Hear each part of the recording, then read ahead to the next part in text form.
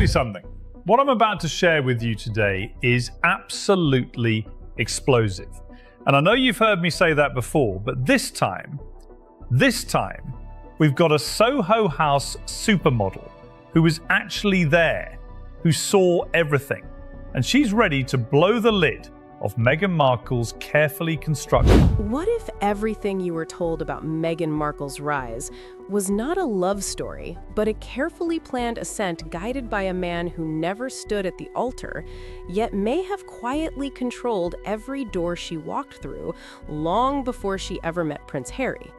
Because behind the fairy tale, behind the tiara, behind the royal balcony smiles that captivated millions, there seems to be a shadowy figure who appears again and again, not in headlines, not in official narratives, but in photographs. Photographs that were never meant to serve as evidence of anything, yet now refuse to fade away. His name is Marcus Anderson, and the more you examine the timeline, the more unsettling the pattern becomes. He wasn't a prince, he wasn't royalty, he wasn't even a celebrity, and yet there he was, always present, standing beside Meghan Markle in private rooms, exclusive parties, and elite gatherings where access itself was a form of power.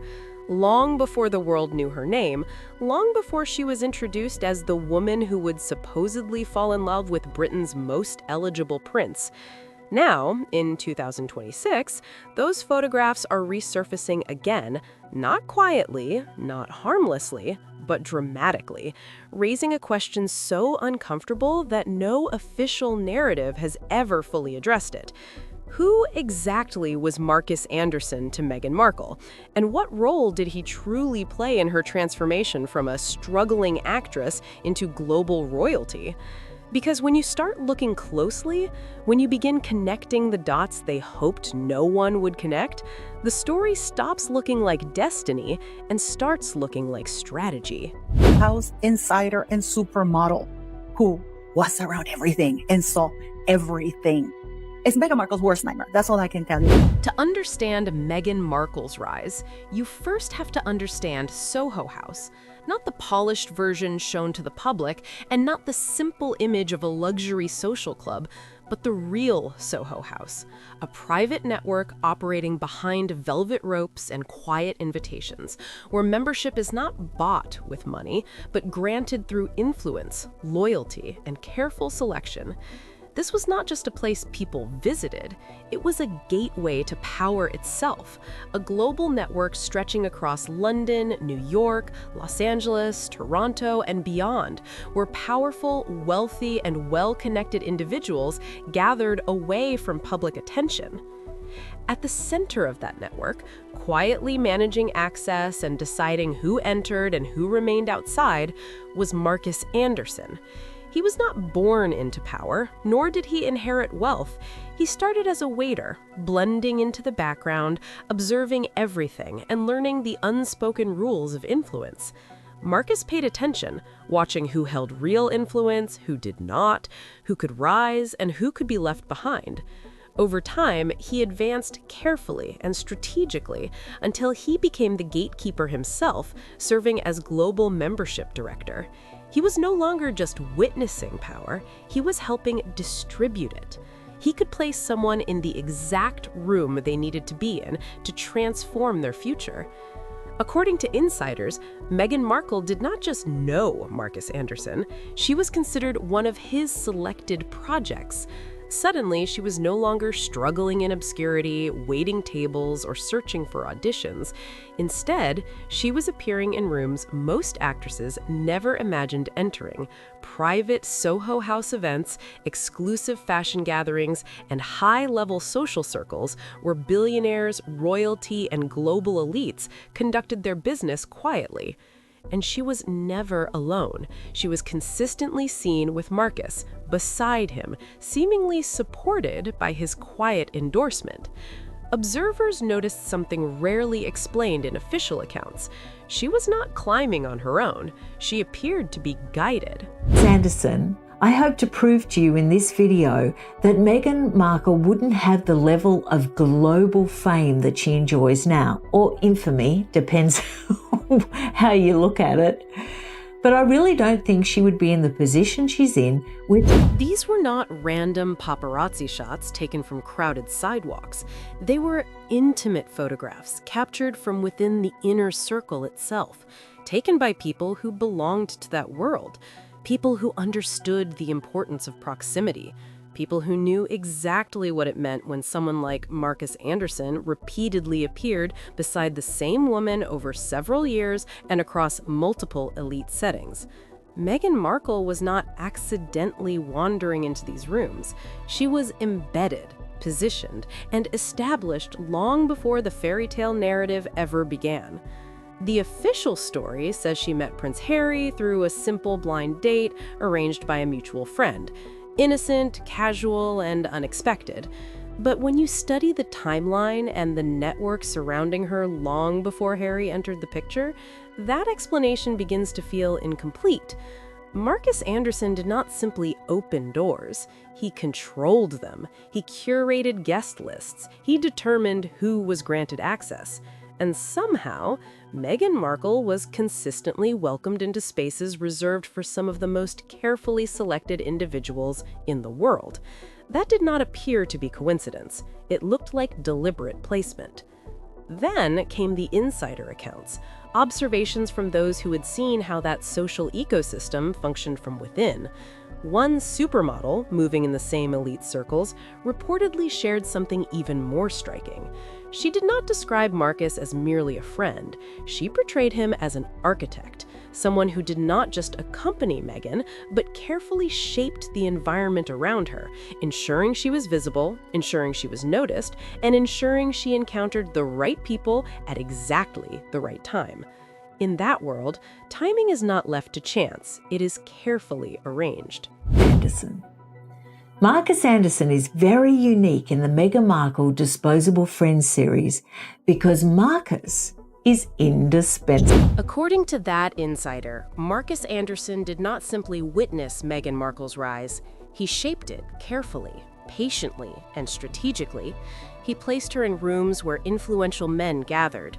He made sure she was not overlooked. He ensured she was visible at the exact moments she needed to be. Suddenly, the fairy tale begins to look less like chance and more like design. Photographs do not lie, and those images show a pattern of proximity that stretches years before Prince Harry entered the picture. There she is at elite fashion events, standing comfortably beside Marcus as if she had always belonged. There she is at private gatherings, moving through spaces where entry alone signals status. Then comes something even more unusual. Her Disneyland trip was presented publicly as a casual family outing, yet insiders noticed an odd detail. In photos where Marcus appeared next to her, his face was partially hidden or obscured, almost as if his presence needed to remain in the background. Not erased, but not highlighted either. Sometimes the most influential figures in someone's life are the ones who never fully step into the spotlight. Another detail continues to raise questions. Meghan Markle was never photographed alone inside Soho House. Every appearance was connected directly to Marcus Anderson. Every entry seemed linked to his sponsorship. In that world, being someone's guest is not symbolic. It is a literal endorsement. It means a powerful person is vouching for you. It means someone is taking responsibility for your presence and confirming that you belong, even if you are technically an outsider. This raises difficult questions. Why was Marcus Anderson so invested in her access? Why did he ensure she remained inside those rooms?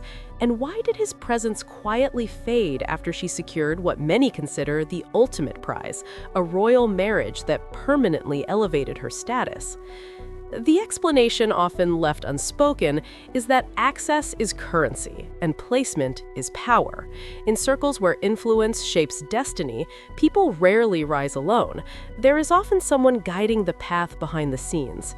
Insiders did not only claim that Marcus introduced Meghan to elite circles, some suggested he facilitated something much larger. They alleged that introductions were arranged so carefully and precisely that when Prince Harry finally entered her orbit, it did not feel random, it felt aligned, a meeting shaped by positioning rather than chance. By the time Harry met Meghan, she was no longer an outsider. She was already inside the system. Once Prince Harry entered her life, events accelerated at a speed that surprised even experienced observers of elite networks.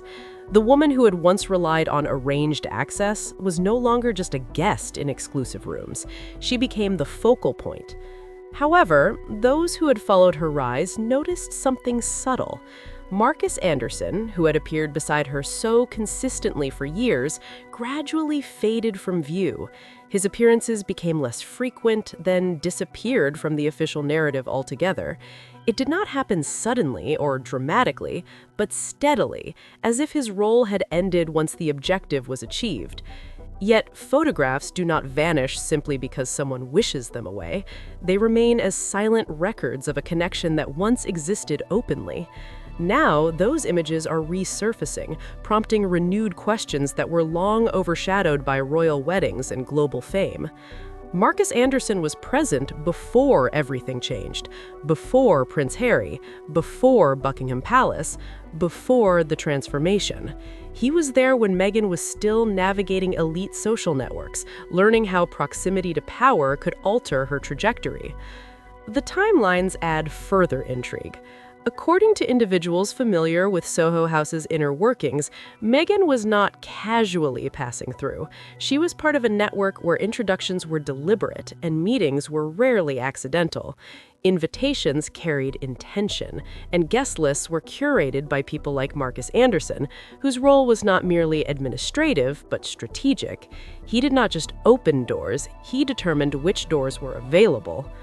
When Prince Harry was introduced to Meghan in July 2016, the official account described it as a blind date arranged by mutual acquaintances, romantic and spontaneous. However, some insiders argue it was more calculated. The meeting reportedly took place inside Soho House, within Marcus Anderson's sphere of influence.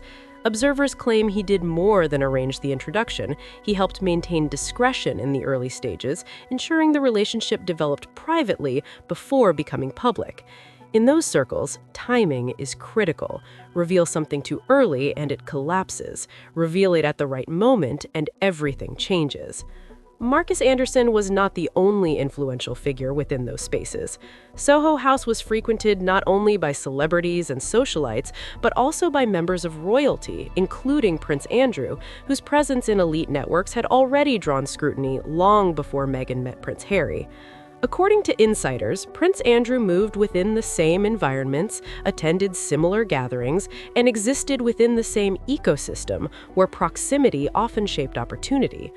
The overlap between Meghan's presence, Marcus Anderson's sponsorship, and Prince Andrew's participation in those elite circles has fueled ongoing speculation, not because of proven wrongdoing, but because of notable proximity. In elite networks, connections often extend far beyond a single introduction. Each meeting creates ripple effects. Viewed from this perspective, the fairy tale begins to look less like coincidence and more like convergence. Meghan Markle did not emerge from nowhere. She emerged from within a network already deeply connected to powerful circles at the highest levels of influence.